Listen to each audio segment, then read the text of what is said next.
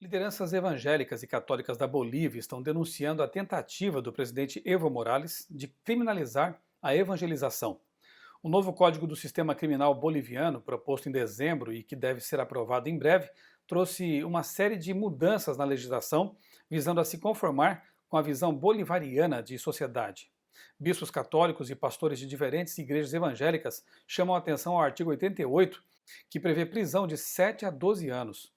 O problema é que seu 12º parágrafo caracteriza como crime o recrutamento de pessoas para participação em organizações religiosas ou de culto, e isso pode trazer sérias implicações para as igrejas no país.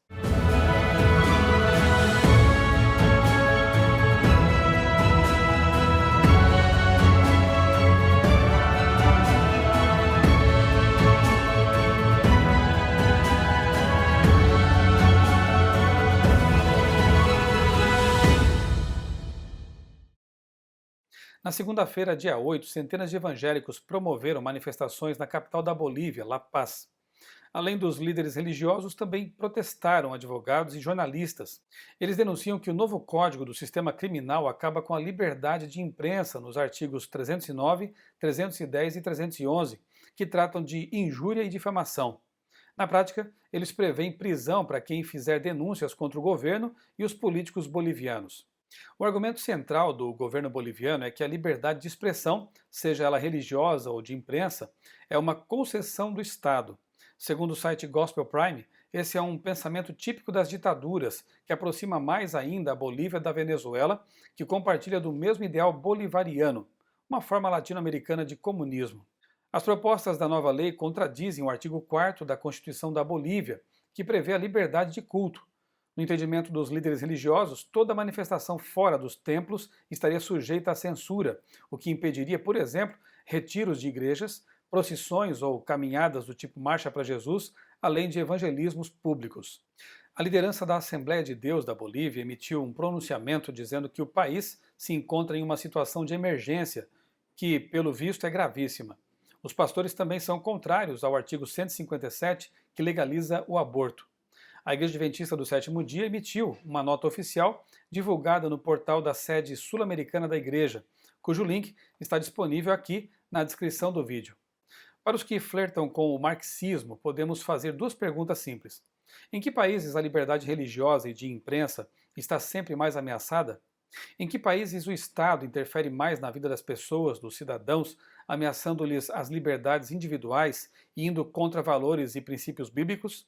Se duvida, leia, por exemplo, o livro Ainda que Caiam os Céus, do pastor Mikhail Kulakov, que viveu durante o regime comunista da antiga União Soviética, um livro da Casa Publicadora Brasileira realmente revelador. Mas há outro aspecto a ser considerado e que foi destacado e ponderado por meu amigo Túlio Santos Caldeira. É importante salientar que, sim, a decisão do governo boliviano é um atentado aos direitos humanos reconhecidos pela ONU e também pelo Tratado de San José de Costa Rica. Violações aos direitos humanos como essa são atentados à dignidade humana de grande impacto e não podem ser vistas ou tratadas com complacência. Caso a referida legislação seja de fato aprovada nesses termos e sob essa interpretação, há inequívoca violação ao direito humano de liberdade de crença, religião e de expressão. A postura adotada pelo governo boliviano, embora violadora dos direitos e absolutamente injustificável e desumana, não pode ser exclusivamente imputada a uma ideologia.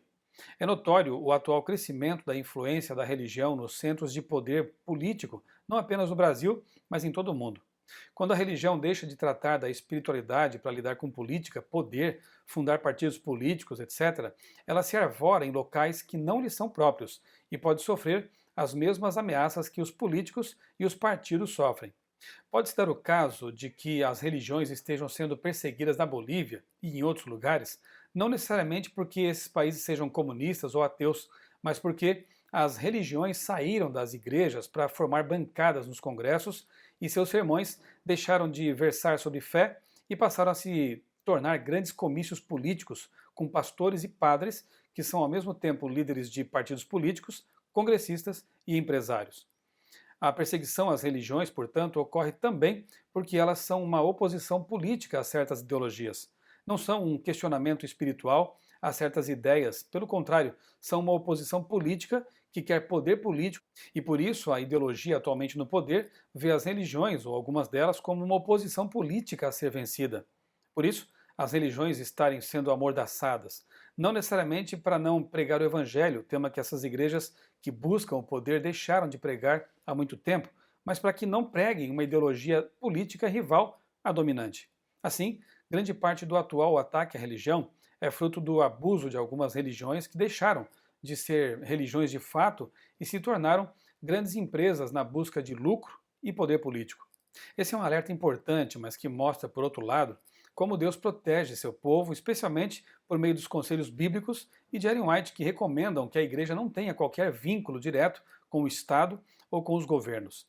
A Igreja Adventista do Sétimo Dia, inclusive, inspirada nesse ideal, prega a salutar laicidade do Estado, adotada em nossa Constituição, no artigo 19. É pena que muitas vezes todas as religiões tenham que pagar pelo erro de algumas. Mas esta é uma importante lição para nós. Não devemos misturar os temas. A Bíblia não é um livro político, é a palavra de Deus e, por isso, espiritual. Não podemos reivindicar a laicidade do Estado para proteger nossas liberdades religiosa e de expressão se usamos essa liberdade abusivamente para falar de política ou para fazer política. Toda ação tem consequências.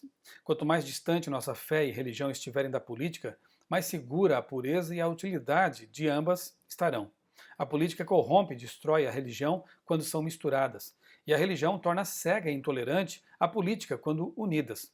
O mais importante, contudo, está no fato de que a perseguição religiosa ao povo de Deus no tempo do fim não vem de uma ideologia política apenas, mas de uma ideia religiosa equivocada. Será um poder pautado em preceitos e conceitos religiosos e não ideológicos que perseguirá o povo de Deus. Buscar, fomentar e fortalecer a laicidade é uma responsabilidade, já que determinado pela Constituição de nosso país, mas também uma segurança para nós que conhecemos as profecias.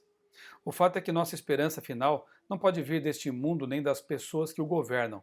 Se boa parte dos ideais da esquerda comunista vão de encontro aos princípios e valores da palavra de Deus, possivelmente será a direita radical que perseguirá e prenderá os ditos fundamentalistas desalinhados com um tipo de religiosidade oficial.